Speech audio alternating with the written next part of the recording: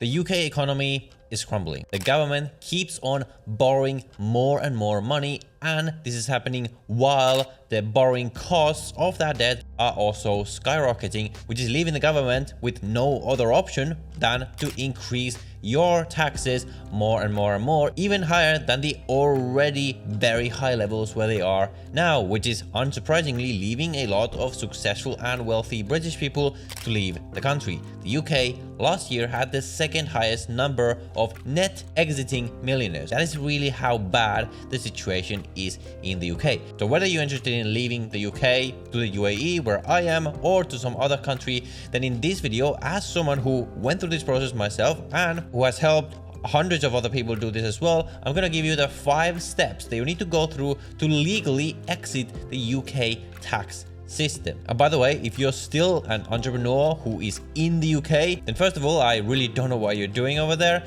And second of all, if you're considering perhaps leaving at some point, you might want to do that sooner rather than later, because the UK is actively discussing adding what is called an exit tax, meaning that you would have to pay a capital gains tax on all of the unrealized gains on all of the assets that you own. So if you want to leave now, while this is still not the case, and while leaving the UK is still quite easy, because that's one of the things about the UK compared to a lot of other Western countries, it is still, for now, pretty easy to leave, then you might want to leave sooner rather than later. By the way, if you're looking to leave the UK specifically to the UAE to enjoy the 0% taxes in the UAE, plus the amazing warm weather, the safety, the networking, the general lifestyle, then we have a business where we can help you do this. We have helped more than 400 people set up companies and get residence visa in the UAE. We will first help you go through this entire process that I'm going to describe when it comes to leaving the UK, and also set you up in the UAE so you pretty much don't need to do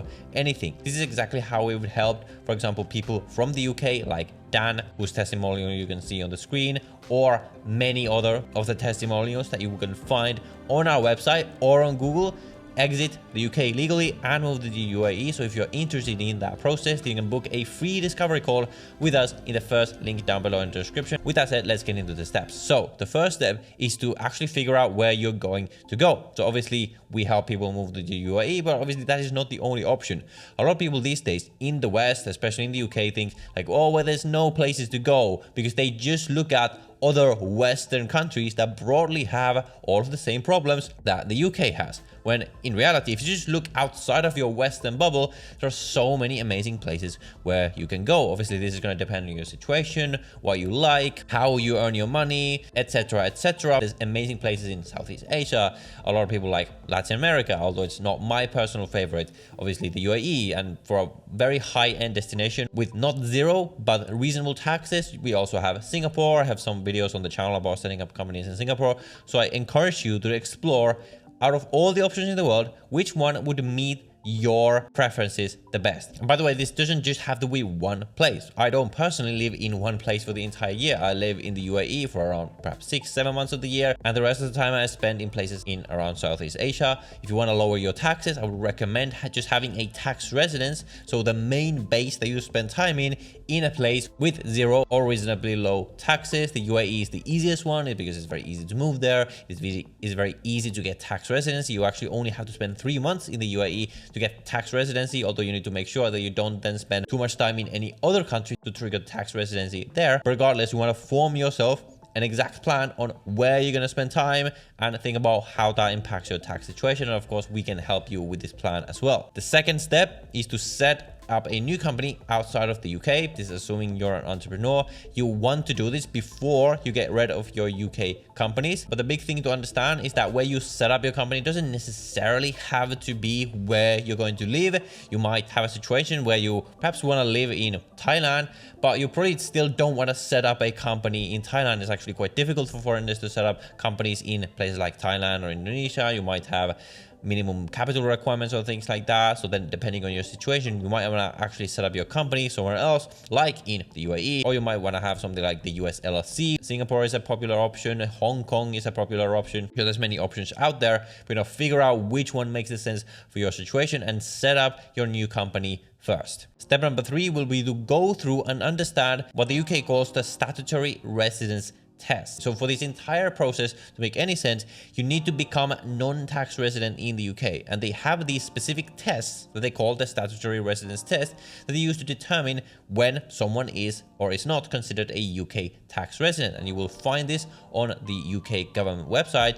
They will essentially have like these couple of categories. You will have, for example, first some automatic UK tests, where if you meet this or this or this criteria, then you're automatically a UK resident. If you don't meet any of them, then there will be some automatic overseas tests, where if you meet this or this or this, then you're automatically non-UK resident. But you want to make sure that you go through them and understand that in the future tax years, you won't essentially trigger tax residency based on any of these criteria. So broadly speaking, just to oversimplify, if you spend less than 3 months of the year in the UK and you don't work there, you don't have a business there or anything like that, then most likely it is going to be okay and you're not going to trigger tax residency. But for your specific situation, you want to go through these tests to make sure that in the future you don't accidentally trigger tax residency in the UK again. Step number 4 is to notify the UK of your departure and go through formalities. So when you actually exit, especially if you're a UK citizen, there are certain formalities that you will have to go through. And if you have companies, then you need to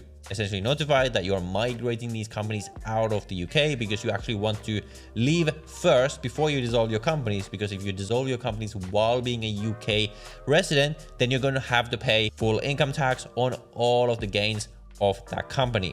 So there are certain of these formalities they want to go through. I'm not going to go through all the details, because you're certainly going to want to work with a professional who's just going to do this for you.